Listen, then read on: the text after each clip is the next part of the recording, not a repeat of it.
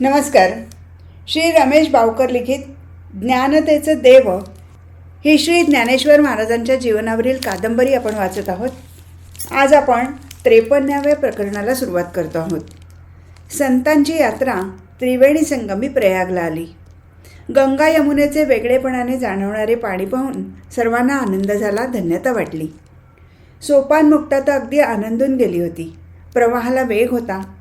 नावेकरी त्या प्रवाहातून यात्रेकरूंना गंगा यमुनेच्या धारेत नेऊन आणत होते.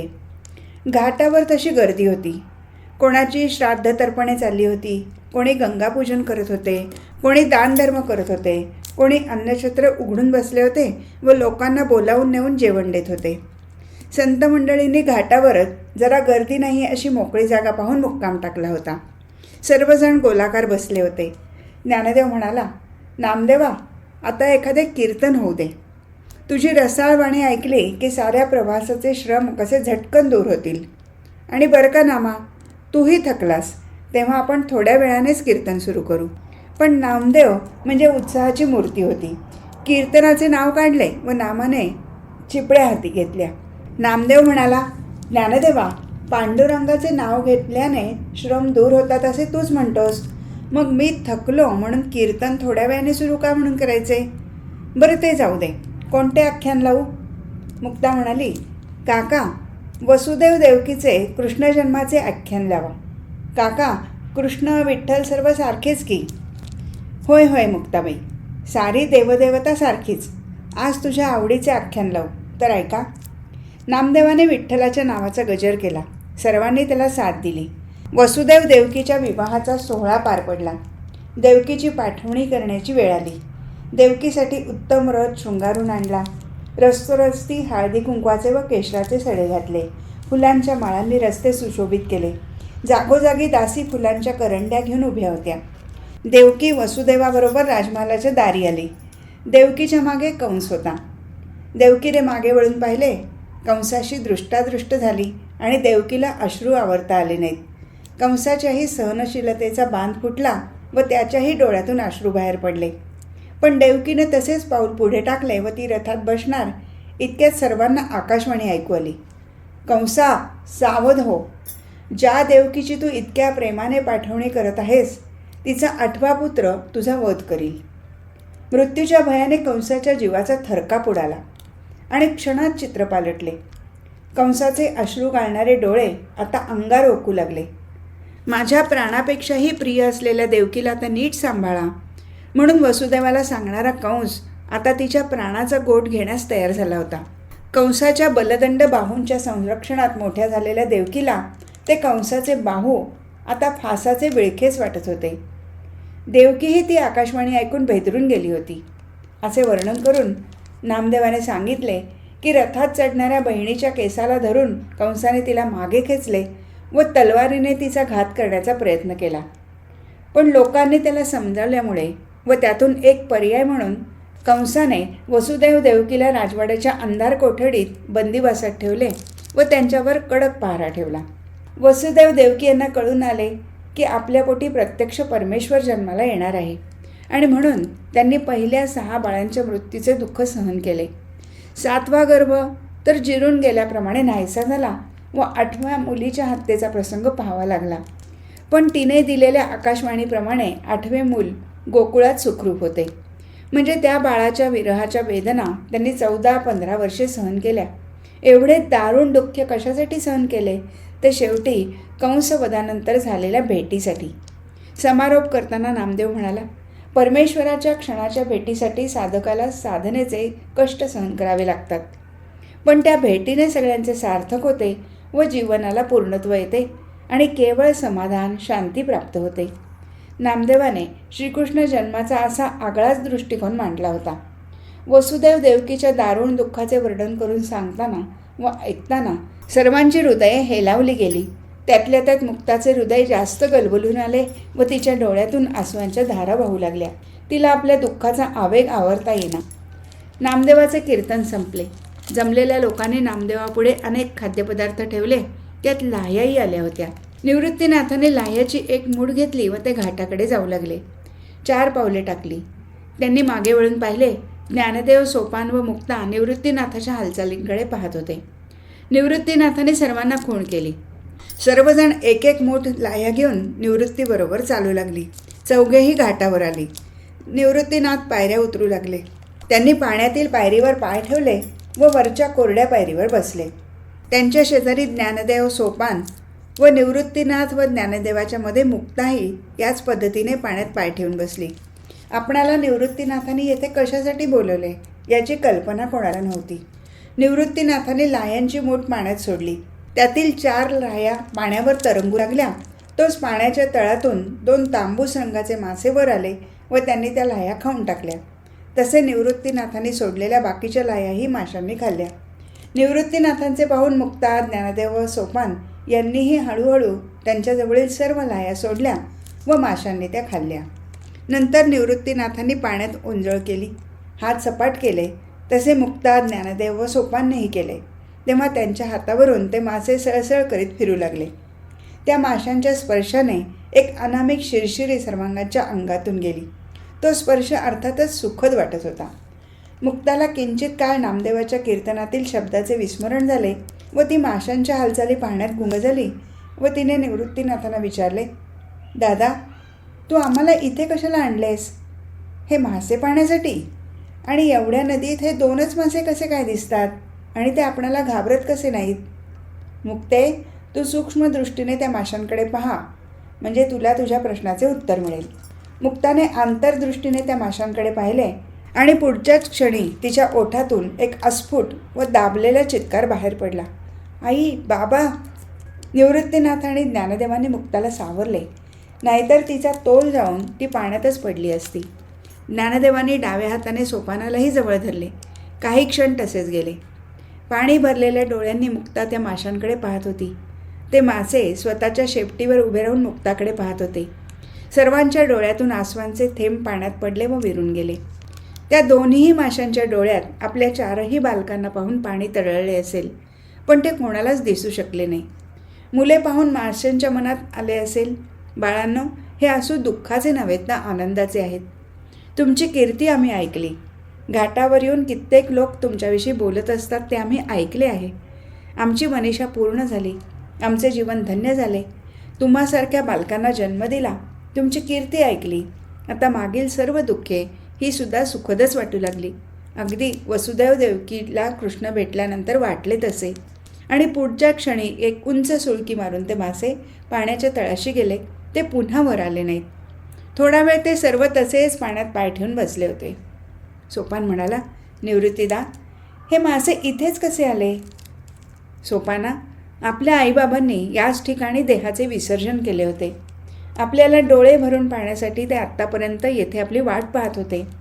आपणाला तर्पण करण्याचा अधिकार नाही, पण या लाया खाऊन त्यांची तृप्ती झाली. आपली भेट झाली. त्यांच्या आशा, मनीषा शांत झाल्या. आता ते मुक्त झाले व वैकुंठाला गेले. मुक्ता निवृत्तीनाथाचे बोलणे ऐकून अंतर्मुख झाली. ती पाण्याच्या तळाकडे खोलवर पाहत राहिली. निवृत्तीने मुक्ताच्या पाठीवरून हात फिरवला आणि मुक्ता एकदम शांत झाली. तेथून उठून सर्वजण आपल्या संत मेळ्यात येऊन सामील झाले. सर्वांनी त्या चौघांकडे पाहिले. सर्वांच्याच डोळ्यात पाणी तरळत होते. नामदेव पुढे झाला. त्याने ज्ञानदेवांना मिठी मारली. उज्जैनीचा राजा धर्माने राज्य करत होता. राजा कलागुणांचा उपासक होता. संगीत, नृत्य, वाद्य, चित्रकला यातील श्रेष्ठ कलावंतांना राजाने आश्रय दिला होता. त्याचप्रमाणे वाक्सिद्धी असलेला असा ज्योतिषीही राजदरबारी आश्रयाला होता. त्याचे नाव वीरमंगल. वीरमंगल ग्रह, नक्षत्र, तारे यांचे भ्रमण व मानवी जीवनावर त्यांचा होणारा परिणाम जाणण्यात वाकबगार होता. त्याचे भविष्य कधीच चुकत नसे. त्यामुळे राजा प्रत्येक कार्यात वीरमंगलचा सल्ला घेत असे. वीरमंगल हा राज्य ज्योतिषी होता, पण तसाच तो वर्णाश्रमाला उचित अशा कर्तव्यकर्माचे निष्ठेने पालन करणाराही होता. आणि शिवाय भगवान महादेवाचा एकनिष्ठ भक्तही होता. यम, नियम, आसन, प्राणायाम वगैरे अष्टांग योग साधनेतही त्याची फारच चांगली प्रगती होती. एकदा राजा शिकारीला म्हणून अरण्यात गेला. दिवसभर अनेक ठिकाणी हिंडूनही त्याला मनासारखी शिकार मिळाली नाही. तहान लागली म्हणून तो पाण्याच्या शोधात असताना एका नदीकाठी आला. तेथील वनश्री व सृष्टी सौंदर्य अतिशय चांगले होते. आणि त्या सौंदर्याला जिवंतपणा आणण्यासाठीच जणू तेथे एक सुंदर तरुण परटीण कपडे धुत होती. प्रवाहाच्या वरच्या बाजूला राजाने पाणी पिऊन तहान भागवली व अंमळ विश्रांतीसाठी तो तिथेच एका झाडाखाली बसला. त्याची नजर सहज म्हणून कपडे धुणाऱ्या परटिणीवर गेली. वयाने तरुण, सुडौल बांध्याची, काड्याभोर केशकलापाची, चंद्राप्रमाणे गोल मुखड्याची, टपोऱ्या डोळ्यांची अशी परटीण पोटऱ्यांवर पातळाचा काचा मारून धुणे धुत होती. कपडे चुबकताना तिची वक्षस्थळेसुद्धा हादरत होती व ती अधूनमधून राजाकडे तिरक्या नजरेने पाहत होती. असे ते कमनीय दृश्य पाहून राजाचे मन अस्थिर झाले व अचानक त्याच्या मनात वासना उत्पन्न झाली. त्याच क्षणी राजा सावध झाला. धर्माचे ज्ञान असलेल्या राजाने झटकन तेथून काढता पाय घेतला व तो राजधानीत परत निघाला. तो विचार करू लागला, धर्माचे ज्ञान असणाऱ्या माझ्या मनात परस्त्रीविषयी अशी इच्छा कशी उत्पन्न झाली? असे विचार मनात येण्याचे कारणच काय? का सध्याची ग्रहस्थिती काय आहे व माझ्या मनात अशा प्रकारचे विचार का उत्पन्न झाले याचा खुलासा आपल्या ज्योतिषाकडूनच करून घ्यावयास पाहिजे. असा विचार पक्का करून राजा राजवाड्यात आला.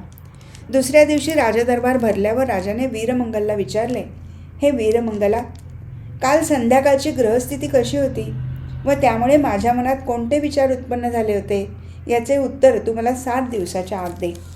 हे उत्तर तुझ्याकडून जर बरोबर आले नाही तर तुला राजदरबारात परत येता येणार नाही. वीरमंगल राजदरबारातून निघून गेला. त्याने राजाने सांगितलेल्या वेळेची कुंडली मांडली व राजाच्या कुंडलीशी अनेक प्रकारे ताडून पाहिली, पण कोणतीही विपरीत घटना घडल्याचे दिसत नव्हते. पण या कुंडलीवरून राजाच्या मनात काय विचार आले हे सांगणे वीरमंगलाला शक्य होईना. त्याच्या मनात स्वतःविषयी असणारा अभिमान गळून पडला. ग्रहाधिकांपेक्षासुद्धा अशी एक व्यक्ती, अतिंद्रिय शक्ती आहे की जिच्या योगे दुसऱ्याच्या मानसिक तरंगाची सुद्धा जाणीव होते. ते ज्ञान आपणाजवळ नाही याची वीरमंगलला खंत वाटली. ग्रहज्योतिषावर जरी कितीही प्रभुत्व असले तरी त्यांनाही चालवणारा व जो सर्वांच्या ठायी विराजमान आहे त्या आदित्य प्रभूचे मात्र आपल्याला यत्किंचितही ज्ञान नाही याची वीरमंगलाला खंत वाटू लागली. जे आयुष्य या स्थूल स्वरूपाच्या ज्ञानप्राप्तीसाठी घालवले त्याऐवजी जर त्या अतिंद्रिय प्रभूचे चिंतन केले असते तर जीवाचे थोडेफार सार्थक तरी झाले असते. विधभर पोटाची खळगी भरण्यासाठी सीमित सत्ताधारी राजाची सेवा करण्याऐवजी या देहाच्या बाजीने जर मी सर्व सत्ताधीश अशा प्रभूची सेवा केली असती तर माझ्या या देहाचे जन्माचे सार्थक तरी झाले असते. परमेश्वरा, मी काय करू? राजाच्या प्रश्नाचे उत्तर मी देऊ शकलो नाही तर उद्या मला दरबारातून मानहानी पत्करून दरबार सोडावा लागेल. तेव्हा हे प्रभो कृपा कर. नैराश्याने व पश्चात्तापाने दग्ध झालेला वीरमंगल असा विचार करीत राजरस्त्यावरून भटकत होता. तो तहानभूक विसरला होता. शिवाय त्याला वेळेचेही भान नव्हते. अशा अवस्थेत मध्यरात्रीच्या सुमारास राजरस्त्यावरील एका गणिकेच्या महालावरून वीरमंगल चालला होता. व्यवसायानिमित्त स्वतःच्या महालाच्या गवाक्षामध्ये बसलेल्या गणिकेने वीरमंगलला पाहिले. तेव्हा तिने आपल्या दासीला पाठवून त्याला वर बोलावून घेतले. वीरमंगलला कशाचेच भान नव्हते. त्यामुळे दासीच्या निरोपाबरोबर तो गणिकेच्या महालात गेला. वीरमंगल एक राजज्योतिषी आलेला पाहून गणिकेने त्याचा उत्तम सत्कार केला. हाताला धरून त्याला मंचकावर बसवले. पण वीरमंगलचा चिंताक्रांत चेहरा पाहून तिने त्याच्या चिंतेचे कारण विचारले. तेव्हा वीरमंगलने तिला स्वतःची समस्या सांगितली. तो प्रकार ऐकून गणिकेने थोडे चिंतन केले व म्हणाली, वीरमंगल महाराज, आपण भाग्यवान आहात आणि मीही भाग्यवान आहे, कारण मी आपल्याला मदत करू शकेन. आपली समस्या सुटून जाईल. वीरमंगलला गणिकेचे हे शब्द ऐकून आश्चर्य वाटले व तो म्हणाला, हे गणिके, तू यासंबंधी मला कशी काय मदत करू शकतेस? काय तुला या अतिंद्रिय शक्तीचे ज्ञान आहे की जेणेकरून तू दुसऱ्याच्या मनात चाललेली वैचारिक स्पंदने हे जाणू शकतेस? होय वीरमंगला, पण तुला जे वाटते तसे ते उच्च अतिंद्रिय शक्तीचे ज्ञान नाही. माझ्या व्यवसायापुरते व लोकभुलावणीपुरते ते ज्ञान मला प्राप्त झाले आहे. हे गणिके, हे ज्ञान देणारे तुझे गुरु कोण आहेत मला कळेल का? वीरमंगला, तुला अपेक्षित ज्ञान देणारे गुरु ते नव्हेत. तुझे गुरु वेगळे आहेत. असो गणिके, पण आता तू मला सांग की राजाच्या बाबतीत त्या दिवशी संध्याकाळी काय प्रकार झाला? आणि गणिकेने जसे त्यावेळी घडले ते सर्व वीरमंगलला सांगितले व राजाला कसा पश्चात्ताप झाला हेही सांगितले. ते सर्व ऐकून वीरमंगलला आश्चर्य वाटले. त्याने गणिकेचे आभार मानले व तेथून निघाला. दुसऱ्या दिवशी सकाळी वीरमंगल राजदरबारात हजर झाला. राजाला त्याने काय प्रकार घडला ते सांगितले. राजाला वीरमंगलचे अगाध ज्ञान ऐकून आनंद झाला. त्याने वीरमंगलला बक्षीस देण्यासाठी सेवकाला हाक मारली. तेव्हा वीरमंगल राजाला म्हणाला, महाराज, आपला सत्कार मी स्वीकारू शकत नाही. तसेच आपल्या दरबारातून मी आत्ताच कायमचा निघून जात आहे. आपण मला सेवेतून मुक्त करावे, कारण हे ज्ञान माझे नाही, ते एका गणिकेचे आहे. माझ्या भाग्यवशात ती मला भेटली व आपली झालेली परिस्थिती तिने जाणून ती मला सांगितली व मजवर येणाऱ्या संकटाचे निवारण केले. हेच महत्त्वाचे आहे. मी आता जातो. असे म्हणून वीरमंगलने राजाला नमस्कार केला व दरबाराच्या बाहेर पडला. शिवभक्त वीरमंगल महाकालेश्वर मंदिरात आला व महाकालेश्वराची उपासना करू लागला. दिवसामागून दिवस जात होते.